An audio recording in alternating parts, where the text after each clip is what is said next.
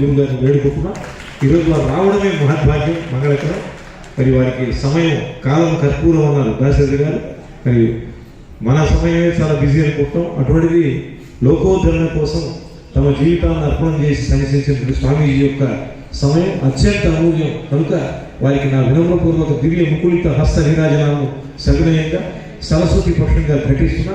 మరి మార్గశిర మాస మహాప్రభువైన ఆ నందివాహనుడు, నాగభూషణుడు, చంద్రశేఖరుడు, జటాధరుడు స్వామివారికి మరింత ఆయుష్ను అందించి మనందరికీ కూడా వారి ద్వారా జ్ఞాన మార్గం అందించాలని కోరుతూ ఒక్కసారి అందరం లేచి నిలబడి సన్మాన సమయంలో వారిని నమస్కరించుకున్నాం.